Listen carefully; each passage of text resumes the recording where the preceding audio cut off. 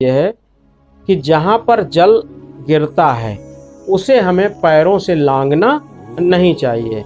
इसलिए आपने देखा होगा कि सभी की पूर्ण परिक्रमा तो की जाती है, लेकिन शिवलिंग की संपूर्ण परिक्रमा नहीं की जाती। शिवलिंग की अर्ध परिक्रमा की जाती है, यानी आधी परिक्रमा करके हम वापस अपने स्थान पर चले आते हैं। यानी शिवलिंग जहाँ पर वेदी है उसको हम नागते नहीं। सीक्रेट्स ऑफ एस्ट्रो चैनल पर हम आप सभी महानुभावों का हार्दिक अभिनंदन करते हैं। आप सभी को जैसा ज्ञात है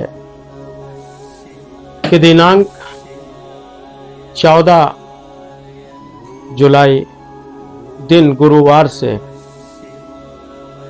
सबसे पवित्र माह श्रावण मास का प्रारंभ हो रहा है।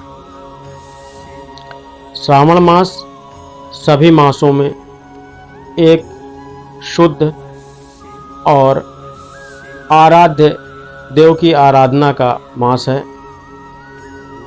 श्रावण यानी प्रगट के सानिध्य का मास है और संपूर्ण मास में हम देवाधिदेव भगवान शंकर की नित्य पूजन अर्चन और उनकी आराधना करते हैं। करने वाले भगवान शंकर की पूजा प्रतिदिन करते हैं और करना भी चाहिए, परंतु सभी का अपना अपना महत्व होता है।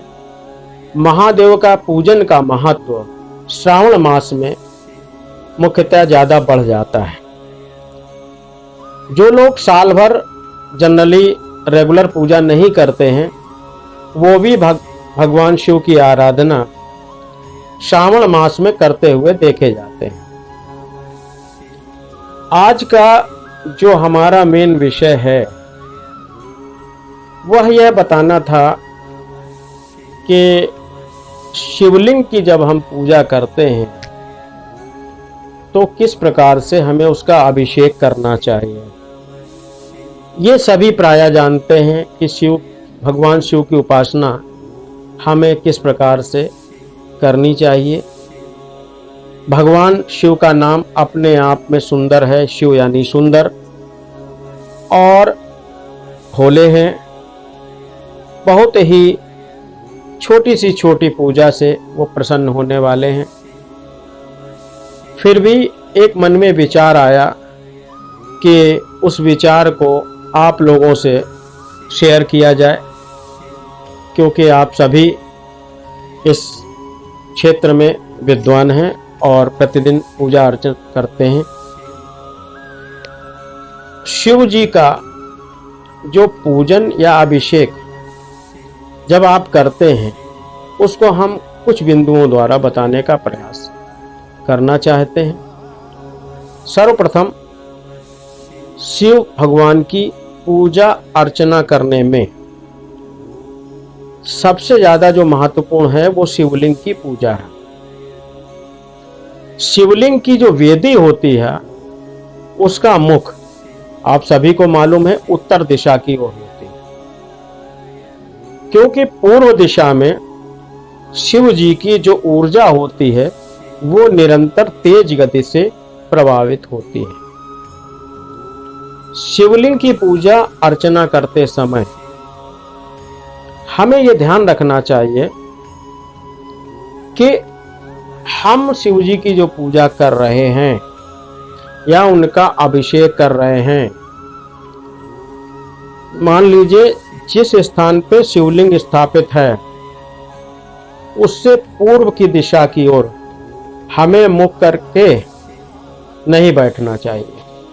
पहली चीज, यानी पूर्व की दिशा की तरफ हमें मुख नहीं करना चाहिए और उत्तर दिशा में बैठकर भी हमें पूजन नहीं करना चाहिए, क्योंकि उत्तर दिशा में शिव जी का बायां अंग होता है जहां पर शक्ति रूपा मां पार्वती का स्थान है। शिवलिंग की पूजा के समय बैठने की दिशा का हमें सदैव ध्यान रखना चाहिए।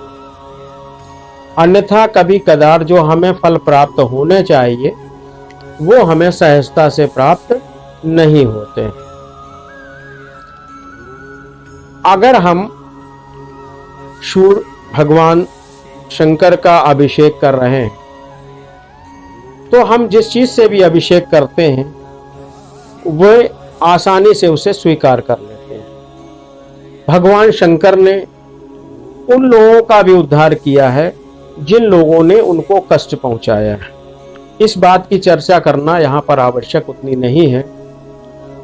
शिवलिंग में ऊर्जा का प्रवाह सबसे ज्यादा प्रभाव रहता है। उसमें दो शक्तियां प्रभावित होती हैं, तभी शिवलिंग के सामने से दूध दही का अभिषेक नहीं करना चाहिए। जब आप शिवलिंग की पूजा करने जा रहे हैं, पूजा के दौरान शिवलिंग के पश्चिम दिशा में भी नहीं बैठना चाहिए, क्योंकि उस दिशा में शिव जी की पीठ होती है, यानी पश्चिम में भी आपको नहीं बैठना है। इसीलिए देव पूजा में कभी पीठ की तरफ बैठना नहीं चाहिए। अब आते हैं कहां बैठना चाहिए, यानी शिवलिंग से दक्षिण दिशा में हमें बैठकर शिवलिंग की पूजा करनी चाहिए और उनका अभिषेक करना चाहिए। क्योंकि जब हम दक्षिण में बैठेंगे तब हमारा मुख उत्तर की तरफ होगा, क्योंकि वेदी का मुख जो होता है वो उत्तर की तरफ होता है। इसके दो प्रमुख कारण हैं। संपूर्ण भारतवर्ष में शिवलिंग की वेदी का जो मुख होता है वो उत्तर की ओर होता है। दूसरी चीज, मंदिर भव्य हो या न हो, कहीं कहीं पर तो वृक्षों के नीचे शिवलिंग स्थापित कर दिए जाते हैं, लेकिन उसमें इस विशेष ध्यान रखा जाता है कि जो वेदी है वो उत्तर की तरफ हो। पुराने समय में जब दिशा सूचक यंत्र नहीं हुआ करते थे और राहगीर निकलते थे तो उन्हें दिशा का ज्ञान नहीं होता था, लेकिन जब वो शिवलिंग को देखते थे और उसकी वेदी को देखते थे तो वो अनुमान लगा लेते थे कि उत्तर दिशा किस ओर है, और यदि हमारा नॉर्थ क्लियर हो गया तो बाकी दिशाएं हमको आसानी से समझ में आ जाती हैं। दूसरा, जो वेदी का मुख अगर हम उत्तर रखेंगे तो ये पता चल जाएगा कि हमें दक्षिण दिशा में बैठ के शिव जी का अभिषेक करना है। तो ये चीज बिल्कुल आपको क्लियर हो गई कि हमें शिवलिंग का अभिषेक जो है वो दक्षिण दिशा में बैठकर ही करना चाहिए, या पूजा भी हमें दक्षिण दिशा में बैठकर ही करनी चाहिए। अब जो हम जलाभिषेक करते हैं वो भी उत्तर दिशा की तरफ ही प्रभावित होता है।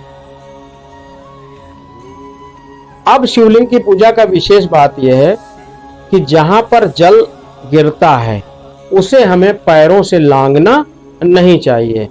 इसलिए आपने देखा होगा कि सभी की पूर्ण परिक्रमा तो की जाती है, लेकिन शिवलिंग की संपूर्ण परिक्रमा नहीं की जाती। शिवलिंग की अर्ध परिक्रमा की जाती है, यानी आधी परिक्रमा करके हम वापस अपने स्थान पर चले आते हैं। यानी शिवलिंग जहां पर वेदी है उसको हम नागते नहीं। अब बहुत सी बालिकाएं ऐसी हैं जिनका विवाह नहीं हो पा रहा है, या उनकी विवाह में अनेक प्रकार की रुकावटें आ रही हैं, अनचाही समस्याएं आ रही हैं, या विवाह में देरी हो रही है। तो मेरा उनसे एक परामर्श है कि यदि वे चाहें तो सावन के प्रथम सोमवार से व्रत आरंभ करके निरंतर 16 सोमवारों का व्रत नियम पूर्वक निरंतर रख सकते हैं और रखने का प्रयास करना चाहिए।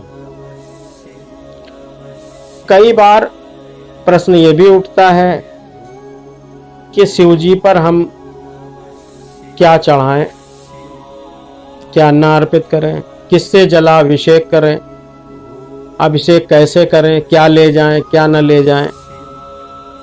आप जल द्वारा भी अभिषेक कर सकते हैं, आप दूध के द्वारा अभिषेक कर सकते हैं, आप दही के द्वारा अभिषेक कर सकते हैं। एक बात का ध्यान रखना है कि तांबे के लोटे में या तांबे के पात्र में दूध भरकर शिवलिंग पर अभिषेक नहीं करना चाहिए, क्योंकि दूध की प्रवृत्ति बदल जाती है। अपनी श्रद्धानुसार या अपने अर्थानुसार आज के युग में, क्योंकि आजकल आदमी अर्थ बहुत देखता है, आप कितना शिव जी को अर्पित कर सकते हैं, कितना आपके पास धन है, सहजता से उन्हें अर्पित कर सकते हैं। ये आप जैसा चाहें वैसा आप कर सकते हैं। यदि कुछ भी नहीं है तो आप केवल जलाभिषेक भी कर सकते हैं। लेकिन ऐसा ना हो कि आज दूध चढ़ा रहे हैं, अगले दिन हम जल चढ़ा रहे हैं, परसों दही चढ़ा रहे हैं। एक चीज को पकड़िए और उसी को निरंतर अनवरत जारी रखिए। जल ही सबसे सुंदर है, गंगा जल मिला लीजिए, उसमें आप आराम से चढ़ा सकते हैं। ऑफिस जल्दी जाना है तो कुछ भी लेना देना नहीं, आप केवल जल चढ़ा दीजिए जाके।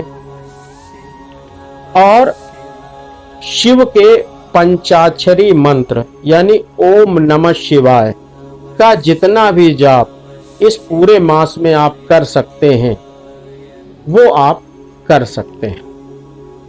जितना अधिक से अधिक आप करेंगे उतना ही ज्यादा आपको आत्मसंतुष्टि प्राप्त होगी।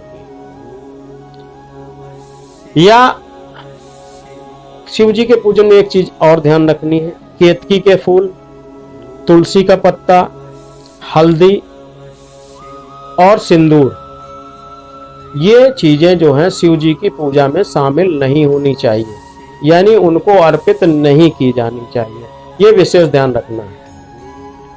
जिन लोगों को रुद्राक्ष की माला धारण करने का इच्छा जागृत हो रही हो, वो इस माह में किसी सोमवार को धारण कर सकते हैं। जितना हो सके शिव पंचाक्षरी मंत्र ओम नमः शिवाय का जाप आप कर सकते हैं। आशा है आप सभी को यह वीडियो रुचिकर लगा होगा। देवादिदेव भगवान शंकर आप सभी की मनोकामनाओं को पूर्ण करें, हमारी ईश्वर से यही कामना है। धन्यवाद। जय श्री राम।